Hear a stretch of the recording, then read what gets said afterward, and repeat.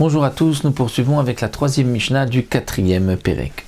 La Mishnah poursuit, nous avons vu que, donc dans les prakim précédents, que 3 fois par an, on prélevait ce qu'on appelle la trouma des machatzit shekel des demi-si qui avait été déposée dans la lishka, donc on faisait un prélèvement. Avec cette terouma, on achetait les korbanot sibour, les korbanot qui étaient pour les sacrifices pour la communauté.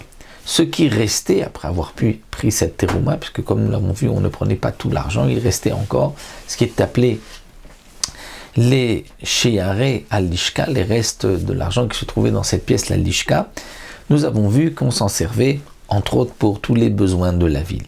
Et là, la Mishnah continue, et ce qui restait encore, après avoir fait tout cela, on avait acheté les korbanot avec la terouma, on avait ensuite avec les restes de la lishka, on avait arrangé tous les besoins de la ville, les ponts qu'on devait construire, etc. Et il reste encore de l'argent. Qu'est-ce qu'on fait avec cet argent? Motar, le reste, sheyarei al-lishka, des restes de la lishka, mayu osim baem, qu'est-ce que l'on faisait avec?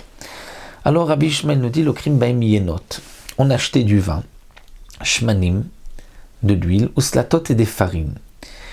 Et le Hekdesh allait vendre avec un bénéfice, en faisant un bénéfice, ce vin, ces huiles, ces farines pour tous ceux qui avaient besoin de Nessachim ou d'une mincha, d'une offrande, avaient besoin de farine ou de verser le vin sur le misbéar avec le korban. Ve'asachar, et donc le salaire, le bénéfice était pour le Hekdesh, pour le Bet Hamikdash. Divrei Rabbi Ishmael sont les paroles de Rabbi Ishmael.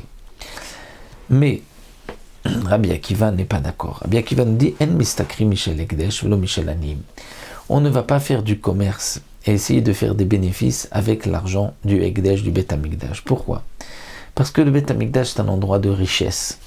Et faire du commerce, essayer de gagner quelques pièces, c'est une marque, si on peut dire, de pauvreté. Et donc il n'y a pas de pauvreté, bimkom ashurut, dans un endroit de richesse comme au Bet Hamikdash. Donc ce n'est pas kavod au Bet Hamikdash, c'est pour cela que d'après Rabbi Akiva, non, on ne faisait pas ce petit commerce, même si le Hekdesh aurait pu gagner un peu d'argent.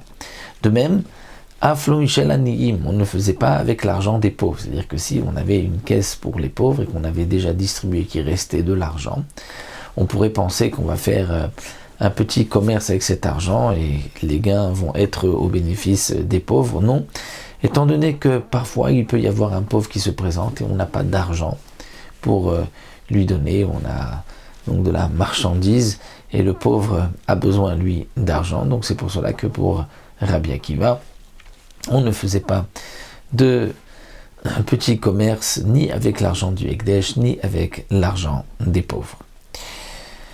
Voilà, une petite Mishnah, et on se retrouvera, Bezrat Hashem, à la Mishnah Dalet.